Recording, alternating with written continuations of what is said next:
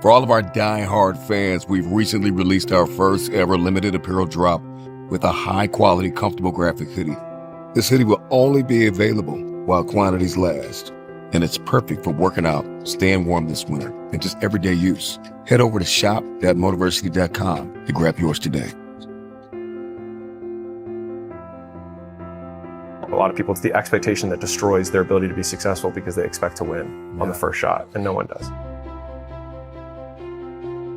And so it's like, are you asking the universe to be unreasonable for you by expecting to be good on your first try? With 20 hours of focused effort, most people can be pretty decent at something, but most people spend years waiting to do the first hour. How can I decrease that action threshold and get someone to just embrace the suck? You should expect to suck, and it would be unreasonable for you to be good if you haven't done it before. I think that most people know to get in shape or to lose weight, whatever, they know they need to eat fewer donuts and move more in general, but they don't, right? Because they're afraid of getting started, or they don't have the discipline to keep going, which is they can't make the short-term sacrifice for the long-term achievement. Once people understand you're going to fail, and you're going to fail a lot, and if you can't deal with that failure, then you won't do the things you need to do to ultimately be successful. Most people had a graveyard of failures before they had their actual first success. Is this the path for me? Well, if I started something, I would be more likely to be successful than if I did not start anything.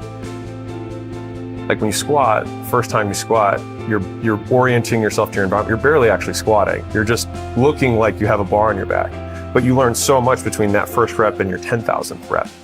You have to be, in my own language, willing to stare nakedly at your inadequacies. And if you can stare nakedly at your inadequacies, then you can actually get better. I think most people have a dramatic underestimation of how much volume it takes to be successful, right? They're like, okay, I should go on 5 dates and then find the girl I'm going to marry. Like, what if it was 500? Do not cast power to your excuses. Own your circumstances, because no one else will. I think the difference between rich people and poor people, successful people, not successful people, is the degree to which they give power to their circumstance. When I say these beliefs, I don't say these as an affront to anyone who shares different beliefs, to be clear. But for me, a very core belief that has been, I think, intrinsic to at least the material success that we've experienced has been a belief that meaning is self-ascribed. There is no inherent meaning in the things that we do, or the actions we take, or the outcomes that happen, but only that which we ascribe to it. So because of that, I feel like it's allowed me to achieve the things on the other side. I think it's allowed me to reframe a lot of the discomfort into, what if this just is how it always has been? Or what if this is actually amazing? And what if this is exactly what it should look like? And so I think a lot of times it's the discrepancy between our expectations and reality that shape the emotions that we have in response to any given situation, bad, good, etc. And so I think a lot of people can't control their state. And we deal with this with a lot of the portfolio companies is, there's a big percentage of time where they're stressed and they think there's something wrong with them. And so I feel like a lot of people feel like there's something wrong with experiencing human emotions. It's my belief. It is contrarian. I accept that it's the beliefs we have about our emotions that are the things that drive us mad. And so somebody's sad, and then they tell themselves that they're bad because they're sad, or they're wrong to be sad, or they're a piece of shit because they're sad, rather than saying, isn't this a beautiful thought about human existence? If I could not be sad, then I would not experience joy. So like, if I say that I don't want to be sad anymore, then I would also have to give up joy. Am I willing to do that? No. Well, then this is just a part. Like, I can't say that I want sunny days if there are no rainy days. Like, we don't say weather is good or bad, it just is. And so I think to the same degree, the human experience is also that way too, at least how I define it.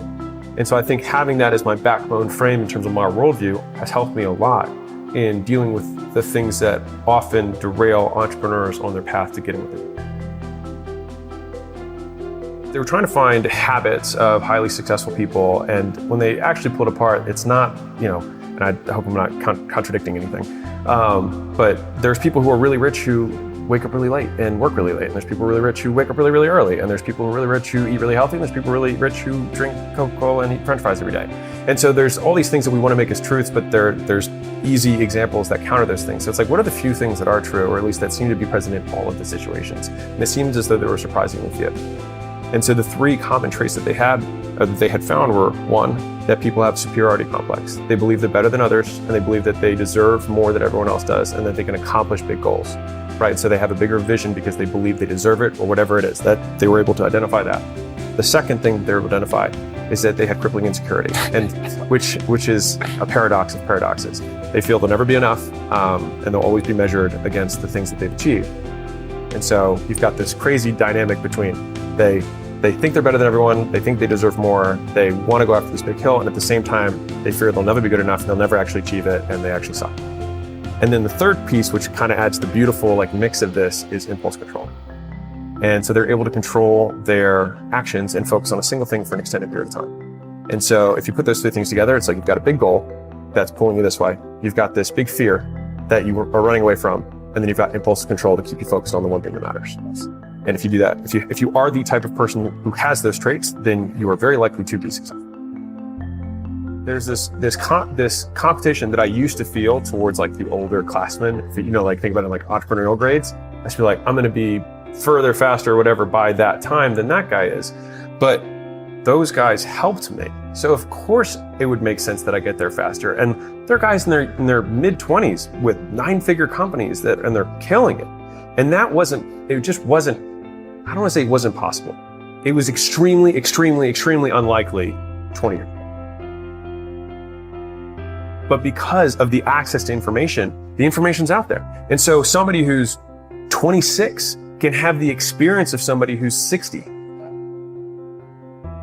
So they can be as good at the game, real talk, as good at the game as somebody that much older. It's because they've had Warren Buffett videos they've been able to watch their whole high school about finance and investing, and Charlie Munger talking about character traits and all these things that you didn't have. And here's the thing, the older guys owe it to themselves to be thrilled that business is a sport that you don't have to age out of. My knee's going bad doesn't fucking matter in business, man. A lot of times we think I want to be the greatest of all time. I'm sure a lot of people do, right? Whatever. But if I did my job, I won't be. Because somebody else will be better than me if I did my job. Yeah. And so that was a really interesting point that I feel shifted inside of me in terms of a competition and thinking I shouldn't be competing against these guys who are ahead of me. I should be thanking them, because of course I'm going to be there sooner, faster than them. I was because I had them and they didn't have them.